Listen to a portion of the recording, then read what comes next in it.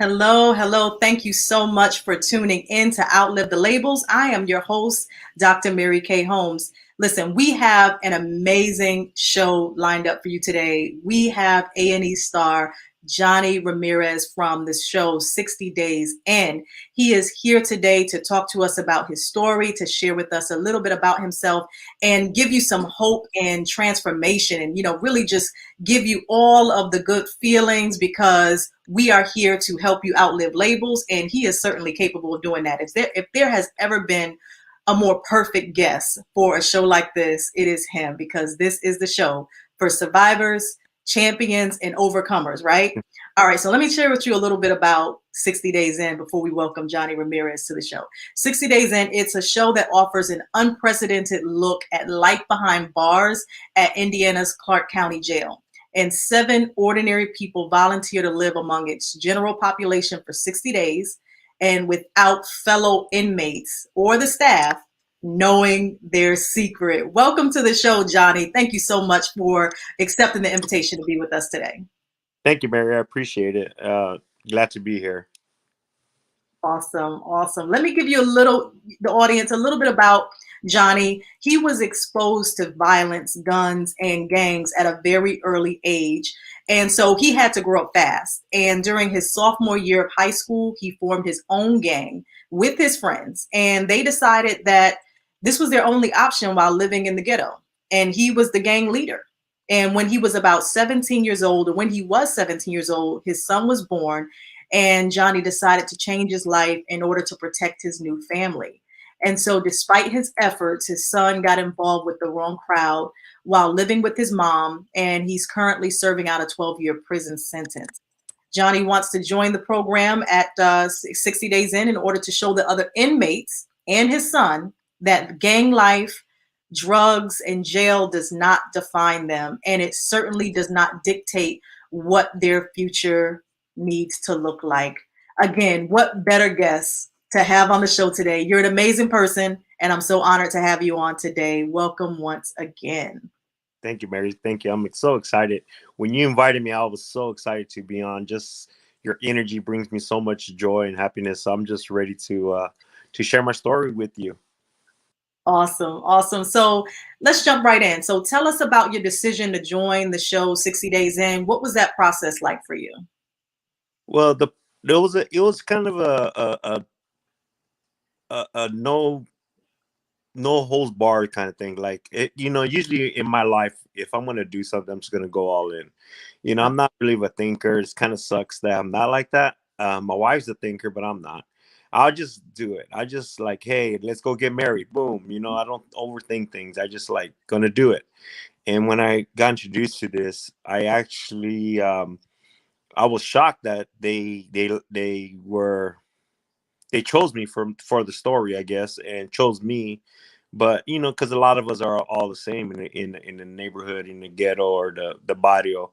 We all have a story, no matter what. And when they wanted my story, I'm like, all right, let's do this. And I've seen the season 1 and 2 before I got introduced, so I never even thought that I would be on the TV show that I was watching, because A&E is one of my favorite programs I like watching, and it was just, you had to do it. There's a big purpose behind it, so. Yeah, yeah. So tell us about what that purpose was like for you, because everybody, like you said, everybody has a story. And, we were talking before we went on for this show, and you were sharing with me about how much commitment is involved and how, what it takes. You have to have a big why, a big enough reason why to be able to do something like this. So tell us about your purpose, and why this was important to you. The purpose on doing this show was mainly, I didn't think that like the fame was coming with it. Certainly not a lot of money with that, because you go volunteer. You had to kind of leave your house and stuff like that and still pay the bills. But it wasn't all about that. I have a son, my first son, Johnny Jr., that went into prison for first degree murder. And when I got that call 2 o'clock in the morning. It's not good. And I already knew that I didn't raise a son that will pull the trigger. I just knew it. But I got a call, and it was some old drug deal that went wrong, and he was just a driver, and he got put in jail for his friend's murder. So that's a hard pill to swallow, and that was my purpose. I wanted to understand him on somewhere I've never been. Now understand this. My son don't know that lifestyle. He didn't understand that lifestyle. I did, and again, I should have been there, not him, or I should have been dead. The things that we do in our life, our past, it was so hard that you carry it with you.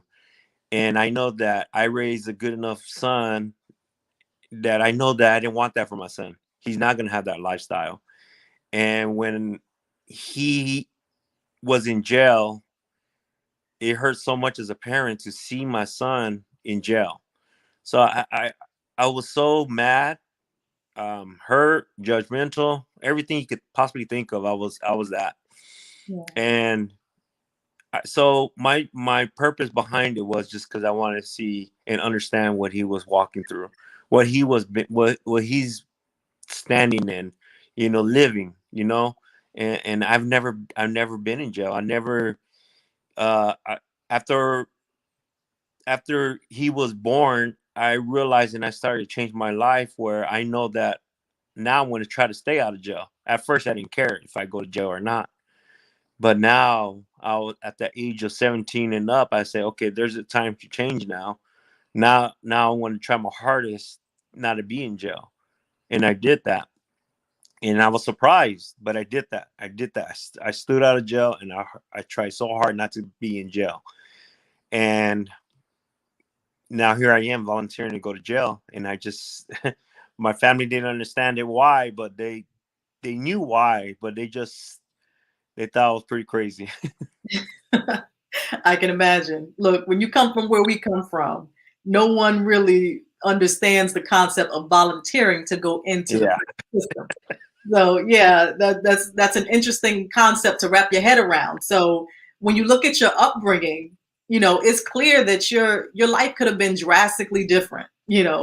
So what would you say caused you to outlive that label of not just being a gang member, but being a gang leader? Like what caused you to outlive that label?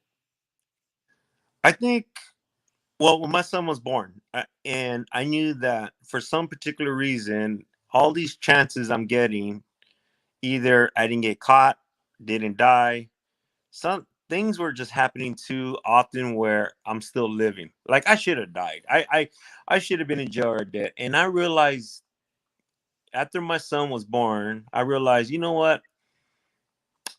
I can't live. I can't bring a kid into this world and bring him into the darkness that I'm in. I can't do that. I'm like, it's not fair for that kid. It's not fair for me to bring him into the negativity and the darkness that I live in, the loneliness, the depression. I can't do that without a father. I can't do that. If I die, if I get shot, it just changed me. I just knew that I had to grow up quick, and I knew that it's time to move on. And it's not like the movies where you're like, okay, now I'm going to get out of a gang and just now. You'll always be a gang member. You just kind of retire it. You just retire. And I'll never forget my streets, my gang. It's just who I was and who I am, but now I'm there to help it. Now I'm there to advocate for it, because at the time I was so young and naive that I didn't want to listen to nobody. I didn't want to understand nobody. So I wanted to change. And now that I'm in my future, now I have the opportunity to do that. Right. Yeah. So how important would you say is having a support system around you?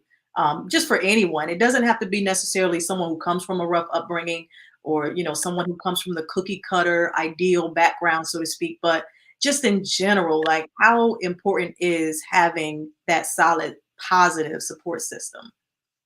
It is real important to have that that role system, because even my mother, she raised seven of us pretty much alone.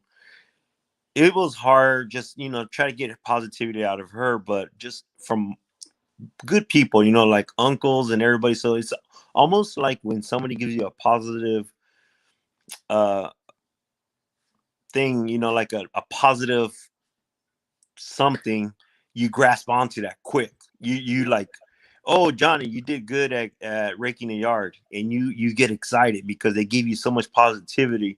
They're like, yeah, yeah, and when you hear that, and you came from the life of in the streets of negative, then you grasp onto it. You're like thirsty for that positive. You're like, I want that positive. That feels good. It feels good within the soul or something, because I don't get enough of that. Even men nowadays, you walk up to any man now and you tell him what a great job you've done and I'm proud of you. Man, that I guarantee that man will look at you in your eye and he'll feel something, because it's, we don't get that. We, of course, we're taught that you're not going to get a pat on the back, but it feels great, so I think having more positive role models out there. I don't care if you don't know how to do anything, just any positive thing that you can tell a young man or Mhm. a young woman, it's going to make a big difference. Right. I agree. And that's really one of the main reasons why I even started this podcast. Really to be able to give people that push, to motivate people, to help them to live their best life, to go after their goals and their dreams. As the listeners more than likely know, most of you that are tuning in, my backstory. That I've been able to overcome so many different levels of adversity in life and be able to just achieve unimaginable success, things that I never thought I'd be able to do. But I didn't do it alone. It took a support system. It took someone encouraging me, letting me know you got this, you can do this. Along the way, I could think about so many different people that inspired me along the way, even people who I'm sure probably had conversations with me and didn't realize the level of impact just that one conversation made Right. on me. So thank you so much for even sharing that and putting it in that way. And one thing that I know about you is that you're a huge advocate. You are about helping people. You're about spreading awareness, and you have some things that you stand behind. Tell us about some of those things that are important to you, causes that you stand behind, and some of the message that you want to spread. Well, something dear to my heart is seeing my mom being a single mom. And that was so hard for her, because she worked so hard. She worked 2 3 jobs. Oh man, she really busted it for us, and to stay with my father. And again, when I bring up my father, I don't mean to bash him or anything, and there's no need for that. But because the man tried, and but to see my mother go through the abuse that she did, and to know that her family old school was saying, hey, you married this man, you got to stick it out, stuff like that just doesn't roll with me, and for her to do that for us meant a lot. And then for her to take us out in the environment that we were in meant a lot, because she saved us. So by her saving us, she she changed it. She broke the chain, if you will. There's a chain that we all go through. It's the same old thing that we go into generation by generation. If I drink and I keep drinking and abuse my wife, guess what? My kids are going to do the same thing to their wives. And then guess what? It's going to keep on rolling down the hill. But my mom changed it. And by her changing this, saying, I want to take my kids out of that environment. I want to help her out. I want to help them out, and I want to have them succeed in life. And that's what exactly what she did. And then by her doing that, I did the same thing too, by changing that certain things, like becoming a good father, by become doing good things and try to help uh, men out, which just jumps to my another thing where I want to help, men out to help the women, because if we get together as men and start bringing up these young men to be men again, to open doors, to not call them bitches and hoes, or try to love them, and work, and stay out of jail and stay out of prison, and stop doing the drug selling and all this other stuff, and putting our women and protecting our women. We're not doing that no more. And so guess what? We just kind of lose it for them. And when you do that, it's so hard. It's we don't know how to be men no more. So that's why I want to try to bring up men to help them. I want to try to tell them, hey, let's take the world off these women's shoulders. They already had enough. My mom had to be my dad. My mom had to be my mom. And when she did that, well, when that happened, my mom had to be my dad, and I didn't have a mom no more. And I need that love. I need that mother's love. My mother's love is something so beautiful. So doing that was great. I'm really stuck on that, and then helping young men, helping young women. But whatever it may do, I have to do my part in life. I can't be sitting on the couch no more. I can't be judging people no more the way I used to be. This jail experience helped me out so much on doing what I had to do. Thank you so much for sharing that. I really appreciate that, especially as a mom, just to hear you honor your mother in that way, to talk about her the way that you just did, especially during Women's History Month, of course. It's a wonderful time to, just honor and celebrate not just women, but women who have mothered successfully and been able to really just parent in a way that helped you to change the narrative. She helped change the narrative for you. And so that's absolutely worth, an honorable mention. And I salute her with you. So thank you for sharing that. Thank you. Thank you. Yeah. Listen, thank you, Johnny Ramirez, for an amazing show today. The information that you just shared, really, I know someone left inspired. The honoring of your mother, to telling us about the show and your why and the purpose behind it, sharing with us the backdrop about your story and your family. It really just leaves you just with hope to know that you absolutely can outlive labels in your life. You can overcome adversity and you can change the narrative. So I thank you so much for being on this show today. I know you, the listener, you have gotten so much out of this. So listen, I want you to do us a favor, and I want you to leave a review. I need you to subscribe and share this with your friends, your family, your followers.